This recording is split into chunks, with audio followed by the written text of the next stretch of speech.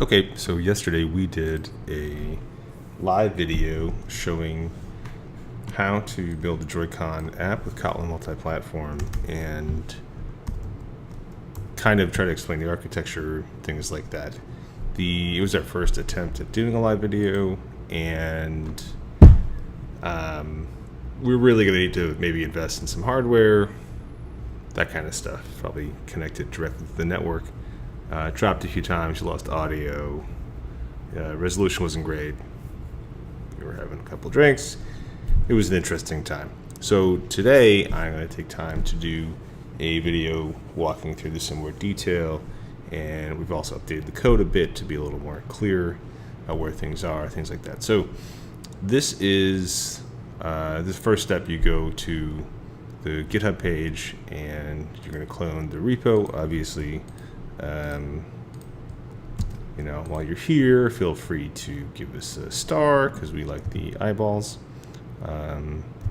So anyway, then we go into here, and I have already been doing this a bit. Hold on.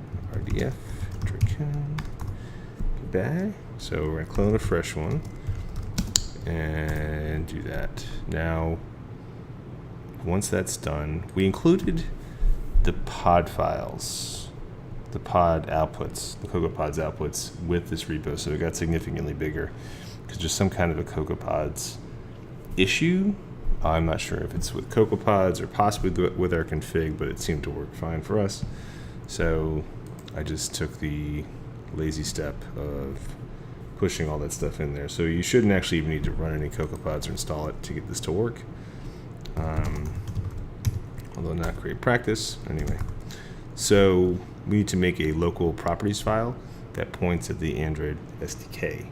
I'm just going to copy a pre-existing one that I already have, and that looks like this. So you really just need this SDK dir yada yada. You should be pretty familiar with that if you're an Android developer, as that is what you're normally pointing to in your Android projects. Android Studio should create a local properties for you. So the next thing we're going to do is open the project, and you just go open the actual folder. There should be a .idea folder already present, so you shouldn't really need to figure out much. That'll run Gradle, and while it's running, I am going to look something up as I talk. Okay, so that's that. The next thing we want to do is make a configuration. If you were in Android Studio, we would make it for you automatically, but we're not. So we create an Android app. We point at the Android module and make sure you name it something appropriate, such as app. And now that's pretty much all you should have to do to build the Android application. This will take a little while as it's the first time around, but we'll see how long exactly that is. And if it's extensive, I'm just going to cut it from the video. Anyway, while that's happening, I'm going to be looking up something else. So after we get the apps to build, I will walk through how everything's architected and explain some of the libraries that we're using and how multi-threading works, and we had some other questions that came up during the presentation, so I'll try to go through some of those. Let's see.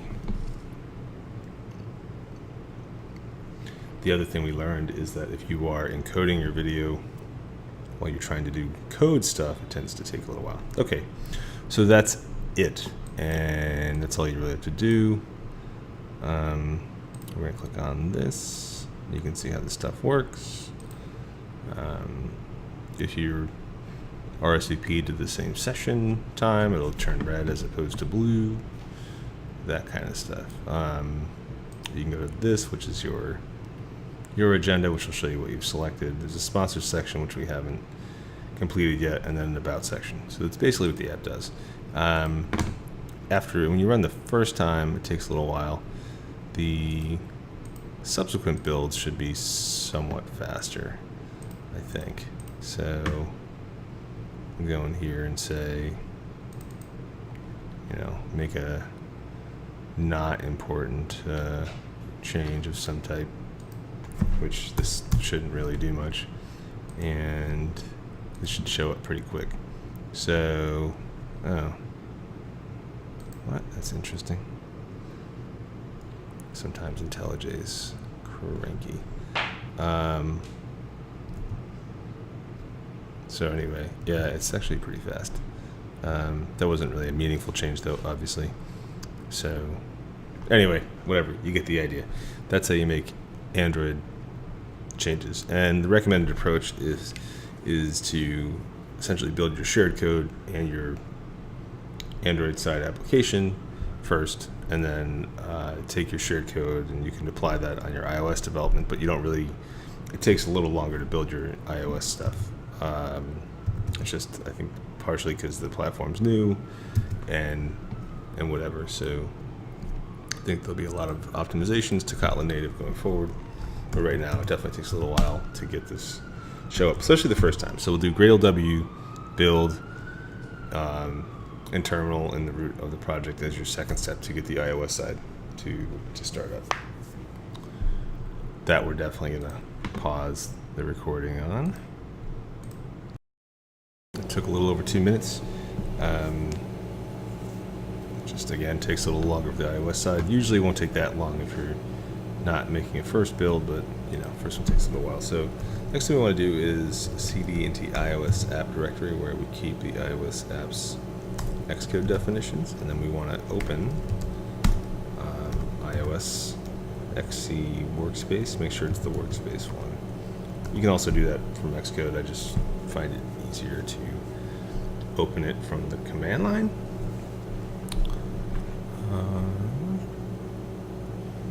So now that that's run, you have to run the Gradle W build first. But now we have the framework that gets built by Kotlin native, and we should be good to build the application. So we have a fair number of included frameworks here. Essentially, we've got, so we're including both Fabric for answer support, and we're including material components, which we're trying to have sort of a homogeneous styling between the platforms, which is still a work in progress, to be honest. As mentioned in our live video, most of our team is, doing actual billable work, and I'm pretty much the one that's doing the majority of the research on the Kotlin native stuff. So I actually did the UI on the iOS side. I'm far from a UI expert on iOS, so I've been stumbling through the material components integrations, which largely the samples are not using storyboard, things like that. So it's been a little bit of a swimming against the current, but it's coming along. So anyway, yeah, once you get it running, this is what it looks like, and same kind of thing. If you've got, I have a debugger, I forgot. Yeah, you got a dot if you've overbooked yourself. The data flows are all the same. There's also a My Agenda and the sponsors and an About page, and they all do the same thing, which is the whole point, right? So that's how that works. And again, I mentioned that we were trying to create a homogeneous sort of style. The way the whole thing works is that you call from the Swift code into your shared Kotlin code, and I'll go through that more in detail later, but I kind of was playing around with this and the material components, so I stumbled onto an interesting color combination. So I'll just kind of show that quick. Really, the goal is to be able to style these apps, so if you're using Sessionize for your conference, that you can just use these apps for your conference apps, and with minimal configuration. So you'll see you can kind of change a couple of things, and then you get this whole different look to come out, which is kind of cool. we'll see. One of the things that for right now can be difficult about the Kotlin shared code development is it's definitely going to add some time to your compiles. It's a new platform. I'm sure that as things stabilize, it's going to be significantly optimized. But for right now, it's got to run another Gradle thing behind the scenes. And also, we're recording video while this is happening, so it's definitely slowing things down. But anyway, yeah, so you change some color things, and boom, new style. It's pretty cool. Anyway, I'm going to roll that back. So what's next? That's kind of it for building the app. How the source is organized is as follows. I cleaned it up a bit since yesterday because we kind of just, rushed out the door just to get this to release before the end of the week. And then I went back and did some cleanup that I've been meaning to do. So let's see what we've got here.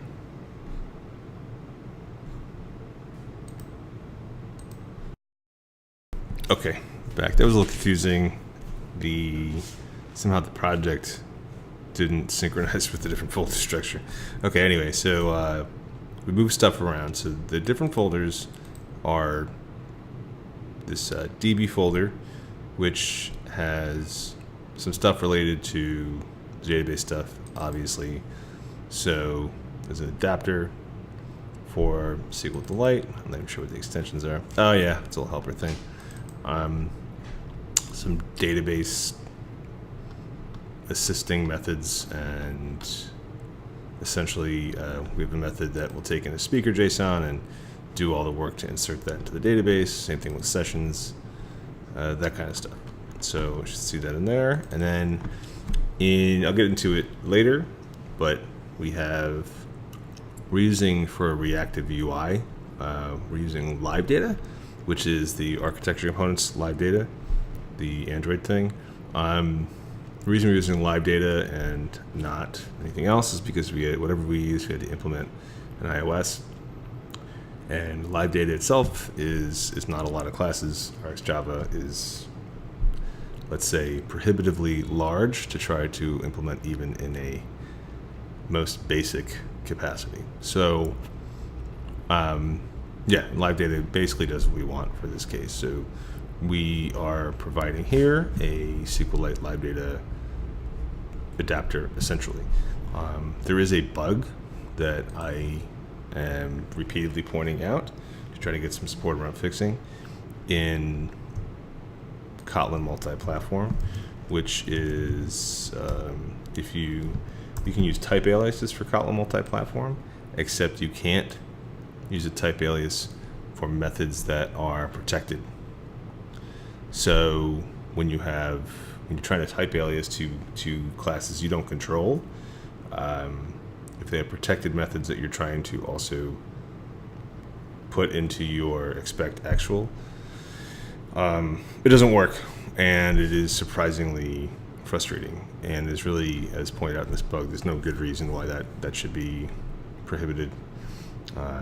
But it doesn't seem to be on anybody's immediate radar, so go please vote for this one and fix that thing up. Anyway, so because of that, we don't really have the life cycle of live data to tell you when people are disconnecting and leaving, and then we could automatically remove the listener from the query, so we have to explicitly remove the listener.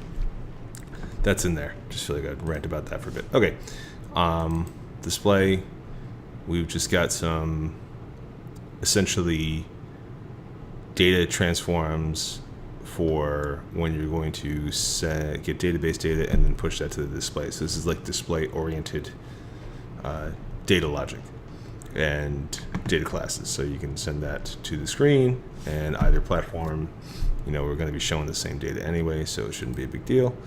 So JSON data, this is the data that is coming from the server or from our data seeds.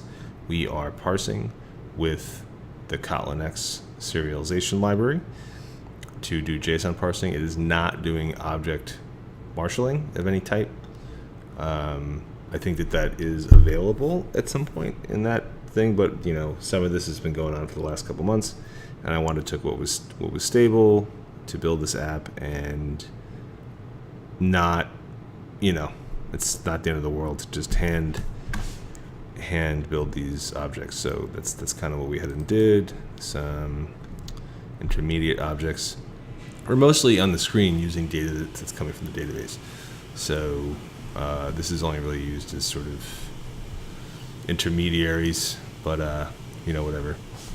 Anyway, so in the platform package are the expect actuals. So this is the stuff that is going to need to be defined on either platform. So one thing that's missing in Kotlin Multiplatform is any concept of a date or a date formatter, any of that stuff.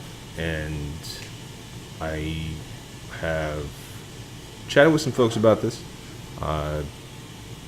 It's been brought up that there's there's a backport of the new datetime stuff in Java, which we could look at to be ported to Kotlin Multiplatform. I have briefly taken a look at this. It is definitely not something you're going to bang out in an afternoon, but it would be amazing. And it's one of those things that we're definitely going to need down the road. So there's a number of places where if you are an aspiring open source contributor, there are some very much needed libraries, and that would definitely be one of them. Anyway, so what I did was I made an expect actual day class, which only does this, and then date formatter essentially, which is super necessary, obviously, in a conference app in which you're basically showing dates and times. Then functions, and this is essentially just a big grab bag of stuff. As we were developing the app, it was like, I need this, I need that, and you just write a function and then define it on both platforms. It's real easy. Current time millis, self-explanatory. I'll get into the threading a little later. That's kind of its own section. Init context, this is for the, we wrote the database support for iOS and shared, and called NARC, and that has, we have this open helper factory thing that comes from each platform. You need to provide essentially context on Android and the context analog on iOS, and that's sort of out of the purview of this particular function set. Go freeze. Kotlin native, you have this thing called freeze. It doesn't exist on other flavors of Kotlin, so on Android this should just be a no-op, which it is. So on iOS it's going to do a freeze thing. I assume at some point that most cases will either be taken care of by automatically calling freeze if you need it in that context, or there's going to be some kind of a similar thing to this, but less silly. And okay, simple get. So I tried the HTTP common client and I had trouble, both because of packaging and I just ran into crashes. So since all we're doing is gets, and gets are pretty straightforward, I hand rolled those. That's it. Log exception, just giving a good place to write that out. And then using the multi-platform settings library, this is just a way to pull in the factory for those. So that's the platform specific side of this. On the expect actual side, on the passed in side, the first thing you have to call is this thing. Obviously it's an object, and you call init platform client, and that takes 2 lambdas, because these particular methods I just didn't want to figure out how to do them in the Kotlin interop style. It was just easier to do them in Swift. Everything's easier to do on the Android side because it's all Kotlin anyway. But on this side, essentially, we've got one that you give it a static file name and it returns a string, and an Android that's coming from assets, and an iOS that's just coming from the bundle. And then we have this analytics callback because we're including an analytics package and we want to be able to send events, and we want to do that cross-platform. And in fact, we originally were doing Firebase, and then we ran into a bunch of packaging issues because on Android we're using Android X. Long story, yada yada. We're using Fabric answers, and it was kind of nice because it was, we actually didn't really have to change anything because they both have roughly the same method signatures. The only thing we're doing with this right now is when you RSVP on and off, we're keeping a count, and that's so later if we want to figure out which which time slot most people want to go to what talk. We can change rooms, which is also, incidentally, why the rooms don't have names and they have emojis. So we've got a donut and a glass of wine and a popcorn, because if you see room 1, 2, 3, 4, one will make some assumptions about the rooms. So that's that. Anyway, you call an /platform client, and if you look at the Swift code, which is coming from @delegate, we are calling it here as a prefix. It's a whole different discussion. Do init platform client. It renames init to do init because init's a special thing in Swift. So anyway, first parameter is load asset, and second parameter is analytics callback. Load asset takes 2 strings, returns a string, optional, does that bundle stuff. And then analytics callback takes a string, then a map. And in Kotlin, it's like returns nothing in, but it's really returning a unit. And here, one thing that I hope we eventually get some sort of a interop way around is this, where you have to specifically return unit. You know, it is not what I would say is the end of the world, but it's, you know, a little annoying. And then, yeah, we're just calling answers here with the name and the map that gets passed in. So that's the 2 ways that we're doing native platform interoperability, either through actual expect and using, on the iOS side, we're using the interop stuff, or we're doing passing stuff in. So that's what most of that stuff is. And then what we've got here are essentially these model classes. There's a little bit of confusion that you're probably going to have when you first see. There's view model classes on the platform specific code bases, and then there's like model.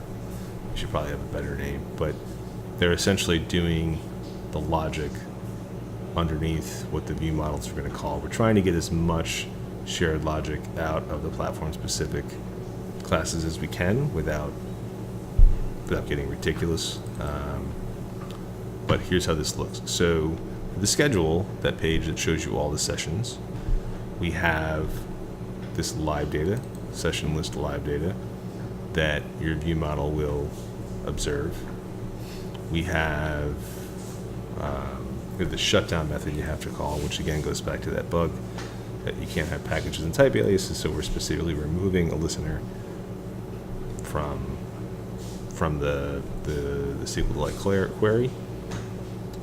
Here we have a method that we call into, and it generates for us this live data instance that will pass back to us day schedules. Day schedule represents a day, and then inside it has all the sessions.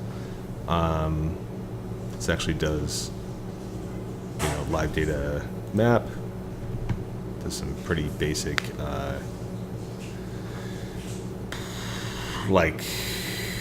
wow, brain's not working. Pretty basic composition stuff.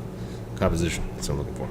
And then we actually, this one I got a little fancy here. I defined an interface that inside of Swift and inside of the platform-specific Android stuff, we implement essentially in the, you know, for each row in this table, and then we call these methods directly, and then on the particular platforms, they'll do what you expect.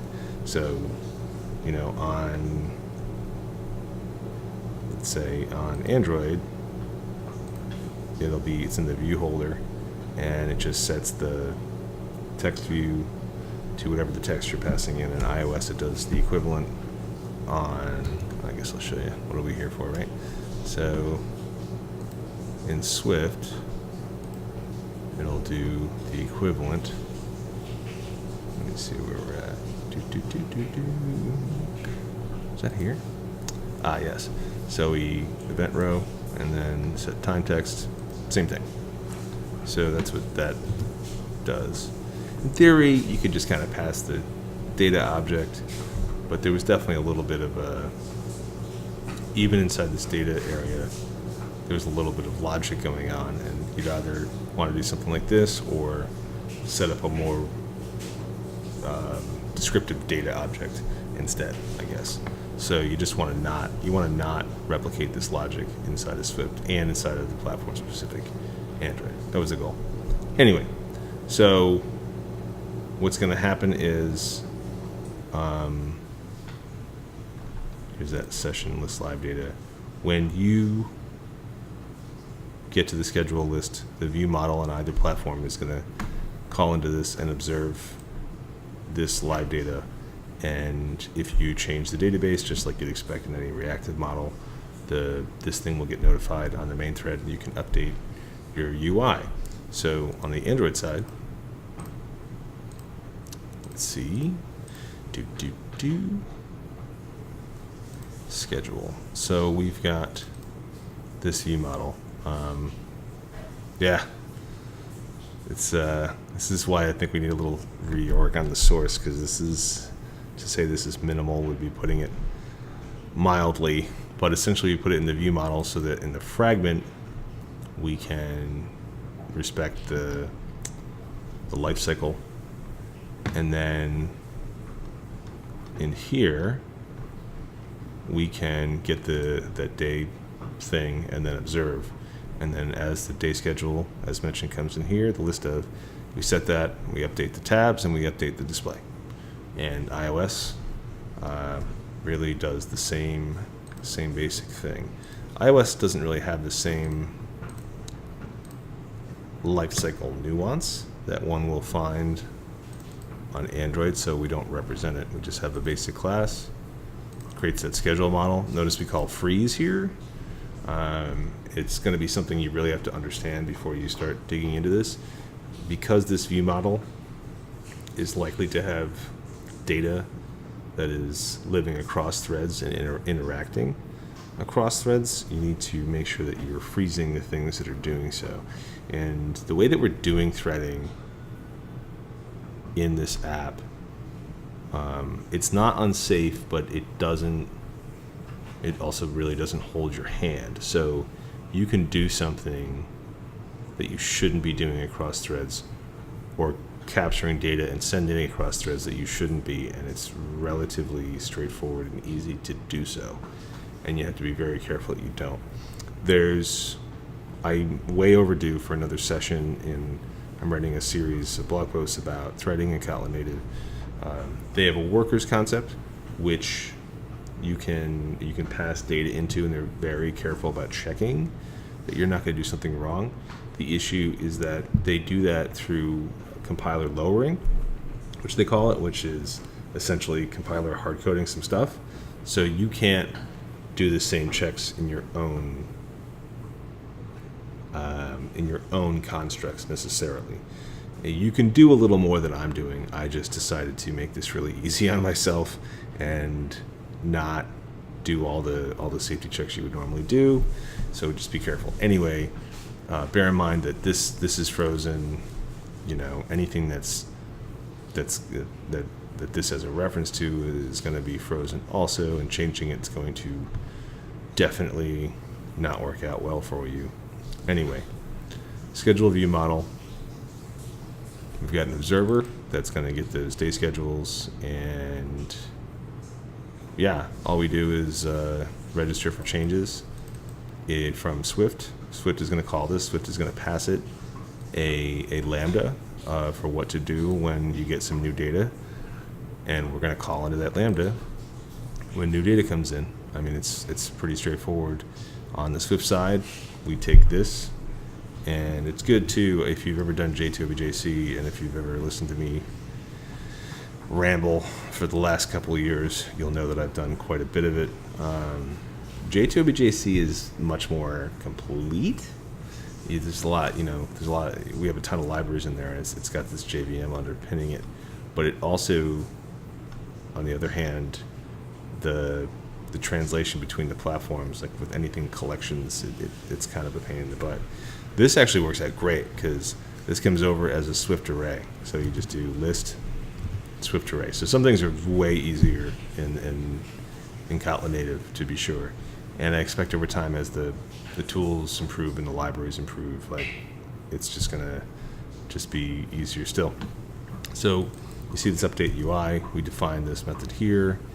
If we go back into part of the code that's starting to register for changes, the view model, pass in this method definition. You'll notice that all of the Swift method definitions I do them named, and I don't provide them as some sort of higher order function. That is 100% because I am just barely out of the copy paste level of Swift comprehension. So I'm sure that there's a way you could do that directly inline, but especially because you have to now return this unit, I'm sure it's going to be less than pretty doing it that way. So just easier to do it this way. Anyway, that's great. So that's how that works. I'm going to talk about how live data actually functions in this context in a bit, but first I'm just going to explain how the more basic level of threading is functioning, and that we go back to functions. And you'll notice here, the schedule model, there's an event model and a speaker model and an about model, and they all correspond to the various parts of the app. It's not a big app. There's not a lot of functionality, so it's actually pretty straightforward. So in here we do background task, 2 definitions of background task, and then a network background task. I won't keep you in suspense very long. Network background task and background task are the same. We just have 2 different worker queues because the network stuff generally takes longer than the local stuff. That's the only thing that they're doing. And this background task is relatively straightforward because it just sends something to the background and you just assume that everything went to plan. This one is a little more involved because we're providing another Lambda that should be run on the main thread when you come back from your task being complete. So this one I'll show you first on the Android side. Very straightforward. It just gives a background task to this thing, which is going to run in a service, executor service. Super not complicated. And if you are passing in the version with the main job, it just puts that in the handler, posts it back. Again, super basic. If you're an Android person, this should seem old hat, as they say. If you're an Android person and that's blowing your mind a bit, I would highly suggest doing a little review on threading and how it works, because this is only going to get weirder for you. So, on the iOS side, to stick with this simple thing, we get background task run, and there's this concept of worker in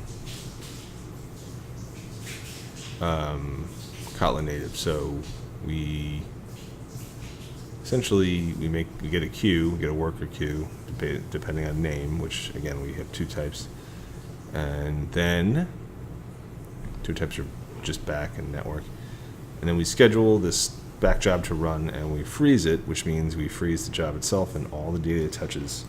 So if you got anything weird in there, keep that in mind. That's all fine. That's all pretty straightforward and safe. Where it gets a little weird, actually it should be okay, because we're taking the main job that we're passing in and we're also freezing that, which means if you've got something in your view model or in your main area that shouldn't be frozen, you're going to be causing some issues. But this should stay safe from a Kotlin native perspective. We probably don't need to be. There's probably too many freezes in here. We can get rid of some of these. Anyway, it does this thing where it detaches from the object graph, runs the thing, and then we do, this is an iOS thing that gets us back into the main queue, and once we're back, we reattach to the object graph, and we run the main job. This is all around Kotlin native's memory management.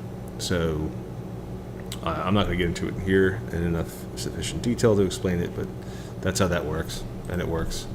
And assuming my understanding of Kotlin native is correct, you should be cool.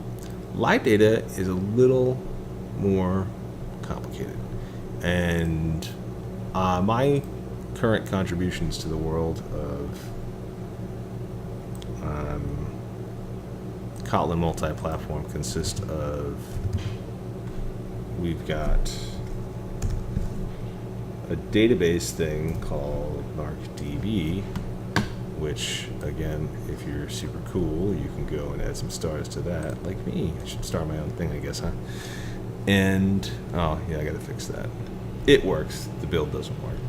The building of the testing doesn't work. I disabled that. But this is what's underpinning the SQLite library, which Square and Alec has done an amazing job of having that work in a standard Kotlin way. And this is this library is taking AOSP and porting that to a Kotlin native environment, so you can run databases with a similar API to what you'd expect on Android. And this is the cool one. And then the one that's just kind of going to be very short-lived is this thing called Narc Threads, because I didn't get very creative. This one's sort of intentionally going to go away, but there are some structures that we use in here. There's a thread local, which works, but we're going to need to, there's no destructor in Kotlin native, and it's really makes things kind of difficult. So you have to make sure you clear out your thread local data. And then it's atomic ref, which does about what it says. And live data, which is an analog of live data from the architecture components. So it works as you'd expect. The one interesting piece about live data is that you're providing observers to listen to events, right? That's kind of the core idea of what live data does. Those observers are kept in a thread local. And the reason they're kept in the thread local is because your observers are going to be set on the main thread and always be called on the main thread and removed on the main thread. So, if you make sure that nobody except the main thread ever touches them in Kotlin native, then you don't need to freeze them. So that's like the subtle, interesting part of this. Yeah, I mean, there's sort of legitimate reasons why you wouldn't want to freeze stuff. I think if you're dealing with UI components, since they're all interop anyway, they should survive being frozen, but you shouldn't. There's no reason to freeze the Lambda if you're never going to do anything with it outside of the main thread, and that was the purpose of that. So, and there are definitely places where you don't want to be inadvertently freezing your object graph if you don't need to. So that's the subtle difference. I mean, we could go back and change the other background threading stuff in the Droidcon app to not freeze in the main thread. It just, it works. There's no point. Atomic ref's pretty basic. It just essentially calls out to the atomic references in the various platforms. The difference here is that you can use atomic ref inside of a frozen object graph, and then you have to freeze the data you're passing in, right? But what's good about that is you can change that particular instance. So if you had some object inside of a frozen object graph, inside of an atomic ref, you could get that object. You can't modify that object, but you could say, let's imagine it's a data object class. You can create a copy, modify some field, and then freeze it, and then set it again in this atomic ref. And that, we use that extensively in the database thing that I just showed you a second ago. Unfortunately, we wrote all that logic before there was an atomic reference in Kotlin native itself. So one of the to-dos is to go back and, in places where it makes sense, replace it with the official atomic ref. But anyway, that's what atomic ref does. And thread local, like what I already said. So, okay, that's the threading thing. But the reason I think that that's going to go away is it's just, there's not really a lot of functionality in this library, and I expect far more robust stuff to come down the road. So, yeah, that's kind of it. You know, there's not a lot more to it. We've got some to-dos to come down the road before the conference. I'm going to try to post these into the issues into GitHub and make it clear which ones, if anybody wants to help out. Otherwise, it's just a, you know, actually functioning example of an actual Kotlin multi-platform application. And then have to cross your fingers on being able to publish it to the App Store. And yeah, all right.